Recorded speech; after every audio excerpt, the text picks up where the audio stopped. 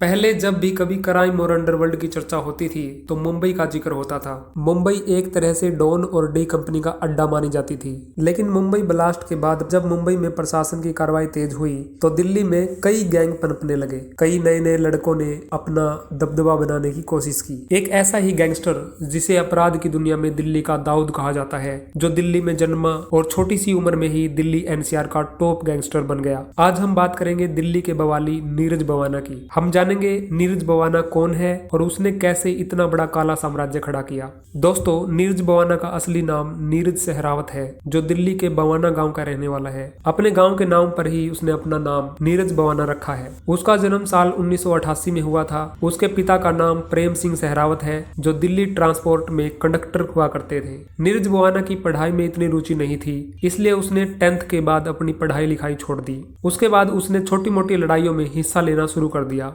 दोस्तों के साथ मिलकर लूटपाट करने लगा। उसे पहली बार साल 2004 में गिरफ्तार किया गया था, जब वह हरियाणा में हुई एक लूट में शामिल था। उसे 3 महीने जेल में रहना पड़ा।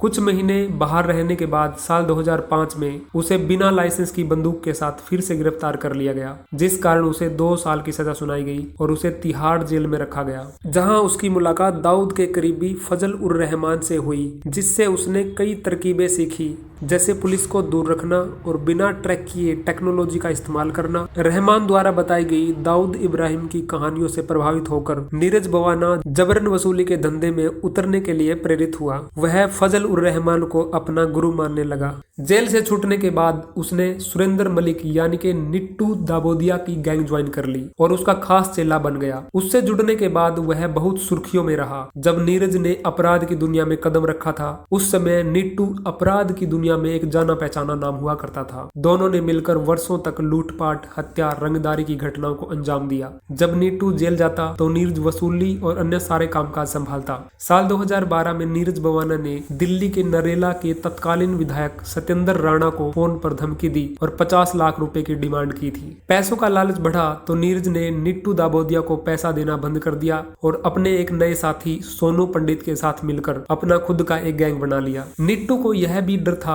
कि सत्ता के लिए किसी दिन सोनू और नीरज उसकी हत्या कर देंगे, इसलिए उसने साल 2012 में सोनू पंडित का अपहरण कर लिया और बेरहमी से उसकी हत्या कर दी। देखते ही देखते दोनों गैंग के बीच गैंगवार होने लगी, जिसने दोनों गिरोह के कई सदस्यों की जान ले ली। उसके बाद स्पेशल सेल ने निट्टू को एनकाउंटर में मार दिया। निट्टू दाबोदिया के एनकाउंटर के बाद नीरज और भी ताकतवर हो गया और उसने अपने इलाके में अपनी पकड़ और भी मजबूत कर ली। उसने बवाना गांव में चल रही फैक्ट्रियों से पैसा इकट्ठा करना शुरू कर दिया। जुए और सट्टेबाजी के अड्डों में भी शामिल हो गया।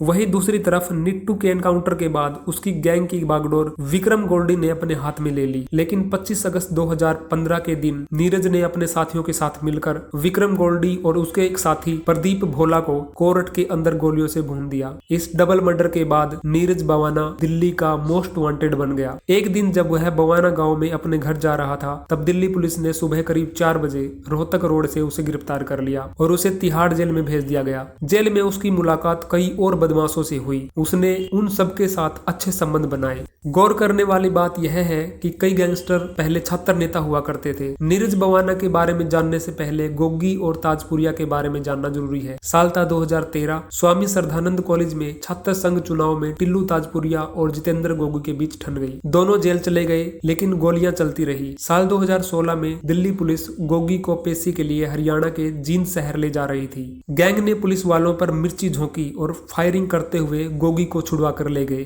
गोगी का आतंक बढ़ने लगा तो टिल्लू ताजपुरिया ने नीरज बवाना से जेल में ही हाथ मिला लिया। 2020 में गोगी फिर से पकड़ा गया, लेकिन सितंबर 2021 में टिल्लू बवाना गैंग ने रोहिणी कोर्ट में घुसकर गोगी को मौत के घाट उतार दिया। गोगी गैंग अब अपनी ताकत बढ़ा रहा है और बदले के इंतजार में है। गोगी गैंग के अलावा दिल्ली एनसीआर में लॉरेंस बिश्नोई गैंग और बवाना गैंग भी एक दूसरे के आमने सामने है। बिश्नोई गैंग में लॉरेंस बिश्नोई के अलावा काला जठेड़ी, कपिल सांगवान जैसे और भी कई गैंगस्टर शामिल है और वहीं बवाना गैंग में नीरज बवाना, टिल्लू ताजपुरिया, सुनील राठी और बम्बिहा ग्रुप इत्यादि शामिल है। ये दोनों ग्रुप दिल्ली, पंजाब, हरियाणा और राजस्थान में एक दूसरे गैंग पर हमला करते रहते हैं। Bambiha group Lawrence Bishnoi gang का दुश्मन रहा है। बम्बिहा गैंग का सरगना दविंदर सिंह सिद्धू हुआ करता था। वह पंजाब के मोगा जिले के बम्बिहा गाँव का था। पहले वह कबड्डी का खिलाड़ी था। साल 2016 में भटिंडा में एक पुलिस मुठभेड़ के दौरान बम्बिहा मारा गया। बम्बिहा गैंग की जिम्मेदारी गौरव यानी लक्की पटियाल ने ली।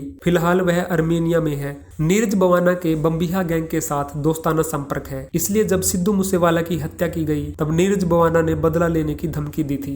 नीरज बवाना दिल्ली का मोस्ट वांटेड रह चुका है। उसके खिलाफ हत्या, जमीन पर कब्जा, उगाही समेत करीब 50 केस दर्ज हो चुके हैं। यह भी कहा जाता है कि छोटा राजन की हत्या करने के लिए दाऊद इब्राहिम ने नीरज बवाना से संपर्क किया था, लेकिन जब दिल्ली पुलिस को इस बात की भनक लगी तो छोटा राजन को दूसरी जगह शिफ्ट कर दिया गया और उसकी जान बच गई। साल 2019 में नीरज ने अपनी चचेरी बहन और उसके प्रेमी अमित को मारने के लिए आदमी भेजे, क्योंकि वह उनके रिश्ते के खिलाफ था। जहां नीरज की चचेरी बहन को गंभीर चोटें आई, उसका प्रेमी अमित की मौके पर ही मौत हो गई। साल 2021 में दिल्ली के छत्रसाल स्टेडियम में सागर धनखड़ हत्याकांड में भी नीरज का कनेक्शन सामने आया था। बवाना ने अपने गिरोह के सदस्यों को सुशील कुमार के साथ भेजा था, जहां आपसी झड़प के दौरान सागर नाम के एक छात्र की मौत हो गई थी। पिछले दिनों दिल्ली के तिहाड़ जेल में लॉरेंस बिश्नोई के साथी प्रिंस तेवतिया की हत्या कर दी गई, जिसकी जिम्मेदारी भी नीरज बवाना ने ली थी। नीरज बवाना को पहले अन्य कैदियों के साथ जेल नंबर 1 में रखा गया था, लेकिन बाद में जब जेल अधिकारियों को उसके अपने गिरोह के साथ संपर्क में होने की जानकारी मिली तो उसे उच्च सुरक्षा वाले वार्ड में स्थानांतरित कर दिया गया।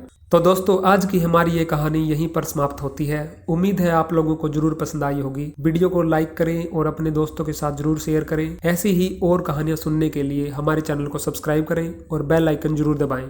धन्यवाद।